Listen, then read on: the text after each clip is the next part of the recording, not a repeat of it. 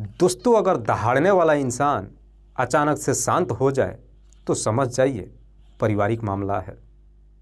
दरअसल आज की घटना में एक व्यक्ति चीख चीख करके पुलिस वालों से कहता है कि साहब उन लोगों ने मेरे बेटे को मार दिया है और अगर आप लोगों ने उसे 24 घंटे के अंदर गिरफ्तार नहीं किया तो मैं उसे जान से मार दूंगा। दरअसल एक खुले मैदान के अंदर दो गुटों के बीच में झड़प होती है जिसमें एक लड़के की गोली मारकर हत्या कर दी जाती है और जिस लड़के की मौत होती है वो लड़का भी कोई ऐरा गैरा नहीं बल्कि एक करोड़पति का इकलौता बेटा होता है। हालांकि पुलिस जब इस केस की जांच पड़ताल करती है, असलियत जब लोगों को मालूम चलता है तो लड़का का पिता इस बात को मानने के लिए तैयार ही नहीं होता है कि उसका बेटा ऐसा भी कुछ कर सकता है। वाकई में दोस्तों, आज की जो कहानी है ये आपको भी सोचने और समझने पर मजबूर कर देने वाली है। नमस्कार, आदाब, मैं हसमुद्दीन और आप देख रहे हैं सफ़र क्राइम तक। दोस्तों, आज की जो सच्ची घटना मैं आपको सुनाने वाला हूं, दरअसल ये घटना है उत्तर प्रदेश के शाहजहांपुर ज़िले की। शाहजहांपुर का एक थाना पड़ता है सदर बाज़ार। बात कर रहा हूं मैं 2 दिसंबर 2024 की दोपहर के करीब 1 बजे के आसपास। दरअसल इसी सदर बाज़ार थाने में एक व्यक्ति फ़ोन करता है और पुलिस वालों से कहता है कि साहब रामलीला मैदान के अंदर एक लड़के की गोली मारकर हत्या कर दी गई है, आप जल्दी से आ जाइए। पुलिस को जैसे ही सूचना मिलती है, पुलिस फ़ौरन अपने टीम के साथ जब घटनास्थल पर पहुंचती है तो देखती है कि वहां पे पहले से ही काफ़ी तादाद में लोग मौजूद है। वहां पे एक लड़का जो मृत अवस्था में पड़ा है और उसकी डेड बॉडी के बगल में ही एक व्यक्ति और एक महिला बैठ करके जो चीख चीख करके रो रहे थे। पुलिस जब उस डेड बॉडी को चेक करती है तो मालूम चलता है कि उस लड़के के सर के पिछले हिस्से पे एक गोली मारी गई है जिसकी उम्र है लगभग 25 से 26 साल के आसपास। पुलिस जब इस पूरे वारदात के बारे में उस रोते हुए व्यक्ति से पूछताछ करती है तो व्यक्ति पुलिस वालों से कहता है कि साहब, मेरा नाम दिलीप कुमार गुप्ता है और ये मेरी पत्नी रानी गुप्ता है। दरअसल मरने वाला कोई और नहीं बल्कि मेरा ही बेटा आयुष गुप्ता है और मेरे बेटे की हत्या किसी और ने नहीं बल्कि इसी के दोस्त प्रिंस राजपूत और उसके साथियों ने किया है। पुलिस जब इस घटना के बारे में वहां पे मौजूद लोगों से पूछताछ करती है तो कुछ लोग पुलिस वालों को जवाब देते हैं कि साहब, इस मैदान के अंदर 2 गुटों के बीच में झड़प हुआ था जिसमें इस लड़के को गोली लग गई। पुलिस अपनी सारी कार्रवाई पूरी करने के बाद डेड बॉडी को अपने कब्जे में लेकर के पोस्टमार्टम के लिए भेज देती है और फिर दिलीप कुमार के ही तहरीर पे प्रिंस राजपूत और उसके साथियों पर नामजद मुकदमा दर्ज कर लेती है और फिर इस केस की जांच पड़ताल शुरू कर देती है। दरअसल प्रिंस राजपूत जो गदियाना इलाके का रहने वाला है, ऑलरेडी शादीशुदा है, जिसकी पत्नी का नाम है पायल। पुलिस इस केस की जांच पड़ताल करते हुए सबसे पहले रामलीला मैदान के अंतर्गत जो सीसीटीवी लगा हुआ था उन तमाम सीसीटीवी को चेक करती है और जब रिकॉर्डिंग को देखती है तो आखिरकार उस रिकॉर्डिंग के अंदर दिखाई देता है कि करीब 12 बजे के आसपास आयुष अपने 5 से 7 दोस्तों के साथ उस मैदान में पहुंचता है और उसके जस्ट थोड़ी देर के बाद इधर प्रिंस राजपूत भी अपनी करीब 12 से 14 साथियों को लेकर के मैदान में पहुंच जाता है। मैदान के अंतर्गत जब दोनों का आमना सामना होता है, आयुष और प्रिंस पहले थोड़ी देर दोनों एक दूसरे से बातचीत करते हैं और फिर बातचीत करने के बाद दोनों गुटों के बीच में झड़प हो जाती है जिसमें आयुष को गोली लग जाती है। उसके बाद सब के सब वहाँ से फरार हो जाते हैं। दरअसल पुलिस जब इस तरह का सीसीटीवी रिकॉर्डिंग देख लेती है उसके बाद से अब पुलिस प्रिंस को हिरासत में लेने के लिए जब उसके घर पे जाती है तो मालूम चलता है कि प्रिंस और उसकी पत्नी जो दोनों ही अपना घर छोड़ करके फरार हो चुके हैं। उसके बाद से पुलिस अब इन दोनों को ढूंढना शुरू कर देती है, लेकिन 2 दिन का समय गुजर जाता है और बावजूद इसके इन दोनों का कहीं कुछ पता नहीं चलता है। और जब 2 दिन का समय गुजर जाता है, आखिरकार 4 दिसंबर 2024 को जब आयुष की डेड बॉडी की पोस्टमार्टम हो जाती है, वो डेड बॉडी उसके परिवार वालों के हवाले कर दिया जाता है। लेकिन आयुष की डेड बॉडी जब उसके पिता दिलीप कुमार को मिलता है तो दिलीप कुमार अपने बेटे की अंतिम संस्कार नहीं करता है बल्कि डेड बॉडी को लेकर के सड़क पर बैठ जाता है और रास्ता जाम कर देता है, जिसकी वजह से पुलिस के अंदर भी खलबली मच जाती है। पुलिस जब रास्ता साफ कराने के लिए वहां पे पहुंचती है तो दिलीप कुमार पुलिस वालों को धमकी देते हुए कहता है कि साहब, जब तक प्रिंस और उसके साथियों की गिरफ्तारी नहीं हो जाती है तब तक मैं अपने बेटे का अंतिम संस्कार नहीं करूंगा। हालांकि पुलिस दिलीप कुमार को काफ़ी समझाने की कोशिश करती है, लेकिन दिलीप कुमार भी अपनी जीत पे अड़ जाता है। साथ ही साथ दिलीप कुमार पुलिस वालों को धमकी देते हुए कहता है कि अगर मेरे बेटे के कातिलों को 24 घंटे के अंदर गिरफ्तार नहीं किया तो मैं प्रिंस को जान से मार दूंगा। दरअसल दिलीप कुमार जब इस तरह की धमकी देता है, उसके बाद से वहाँ पे पुलिस के और भी कई सारे सीनियर अधिकारी पहुँच जाते हैं और कैसे भी दिलीप को समझा बुझा करके रास्ता खाली करवा देते हैं।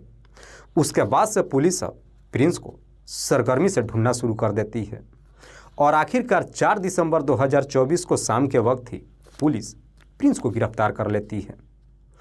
पुलिस जब प्रिंस को गिरफ्तार करती है तो उसके पास से वो हथियार भी मिल जाता है जिससे आयुष को गोली मारी गई थी।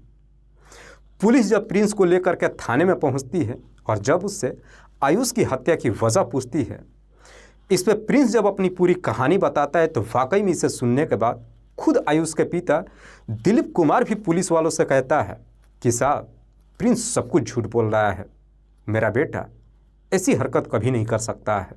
दरअसल इस कहानी की शुरुआत होती है मात्र 2 महीने पहले। प्रिंस की एक साली है जिसका नाम है काजल। काजल जिसकी उम्र है लगभग 22 साल के आसपास, जो देखने में बेहद ही खूबसूरत है। दरअसल काजल जो अपनी बहन और जीजा के साथ ही गदियाना में रहती है। दरअसल काजल जब एक दिन सुबह सुबह बगल के मंदिर में पूजा करने के लिए जाती है तो वहीं पे काजल की पहली बार मुलाकात आयुष गुप्ता से होती है। काजल जब पहली बार आयुष को देखती है तो पहली नज़र में उसे पसंद कर लेती है, जिसकी वजह से आयुष और काजल के बीच में दोस्ती हो जाती है। और जब दोनों के बीच में दोस्ती हो जाती है उसके बाद से दोनों फ़ोन पे अक्सर एक दूसरे से बातचीत भी करने लगते हैं और बातचीत करते करते आखिरकार दोनों एक दूसरे के इतने करीब आ जाते हैं कि आयुष और काजल के बीच में प्रेम प्रसंग शुरू हो जाता है। हालांकि आयुष जो कि प्रिंस का ही दोस्त है ऑलरेडी शादीशुदा भी है। काजल का जब आयुष के साथ में प्रेम प्रसंग शुरू होता है उसके बाद से काजल को ये भी मालूम चल जाता है कि आयुष ऑलरेडी शादीशुदा है, लेकिन उसके बावजूद भी काजल पीछे नहीं हटती है बल्कि आयुष के साथ जहाँ तहाँ घूमने लगती है। हालांकि काजल का जब आयुष के साथ में प्रेम प्रसंग शुरू होता है इस बात की जानकारी उसकी बहन पायल को भी मालूम चल जाता है, लेकिन पायल भी अपनी बहन को नहीं रोकती है बल्कि आयुष जब काजल को घुमाने के लिए लेकर के जाता है तो कभी कभार पायल भी उनके साथ चली जाती है। और आयुष जब इन दोनों को अपने साथ घुमाने के लिए लेकर के जाता है तो इन दोनों को तरह तरह की शॉपिंग भी कराता है। दरअसल आयुष जो अपना खुद का टेंट हाउस का कारोबार करता है जिसमें वो अच्छा खासा पैसा कमाता है। आयुष के पिता के पास जो कि करोड़ों की संपत्ति है। दरअसल आयुष जो इन दोनों पे आंख बंद करके पैसा लुटाने लगता है और काजल और पायल भी पैसों की लालच में आ जाती है, जिसकी वजह से आयुष जहाँ भी घूमने के लिए जाता है इन दोनों को अपने साथ लेकर के चला जाता है।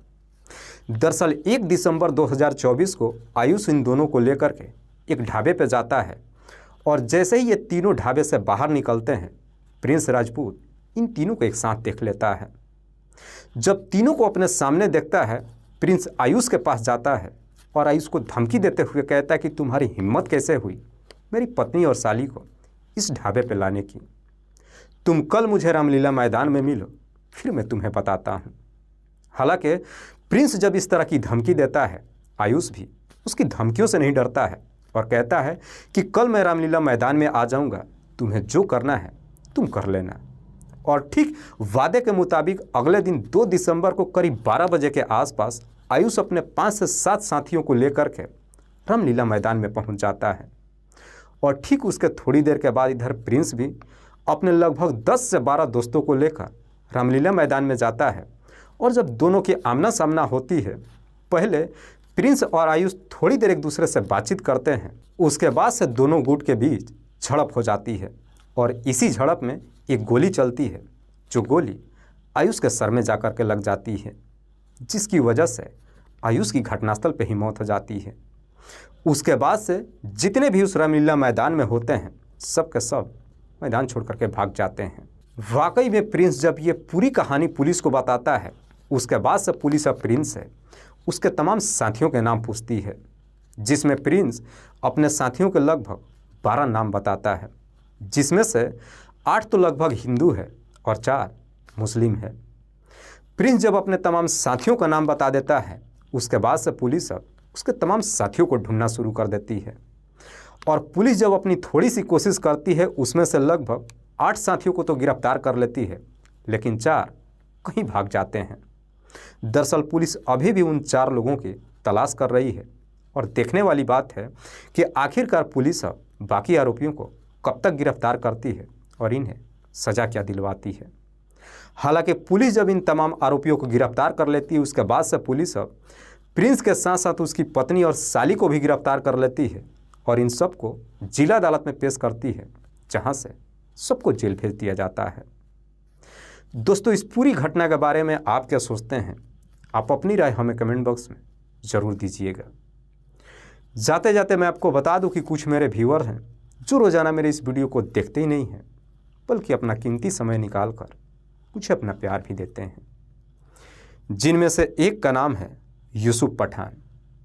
यूसुफ पठान जो यूपी खलीलाबाद संत कबीर नगर के रहने वाले हैं, लेकिन गुजरात के राजकोट में रह कर के नौकरी करते हैं और वहीं से मेरी इस वीडियो को देखते हैं। दूसरे मेरे व्यूअर हैं मोहम्मद इरफान। मोहम्मद इरफान जो वैसे तो अररिया बिहार प्रदेश के रहने वाले हैं, लेकिन सऊदी अरबिया में रह कर के नौकरी करते हैं और वहीं से मेरी इस वीडियो को देखते हैं। तीसरे मेरे व्यूअर हैं मनोज मिश्रा। मनोज मिश्रा जो जिला तामुलपुर असम प्रदेश के रहने वाले हैं। चौथे मेरे व्यूअर हैं अजय कुमार। अजय कुमार जो अहमदाबाद के रहने वाले हैं। लास्ट मेरे व्यूअर हैं लक्ष्मी शंकर। लक्ष्मी शंकर जो जिला बलिया उत्तर प्रदेश के रहने वाले हैं। मैं अब तमाम व्यूअर्स को तहे दिल से शुक्रिया अदा करता हूं। कल फिर मिलते हैं एक और नई सच्ची घटना के साथ। तब तक के लिए जय हिंद, जय भारत।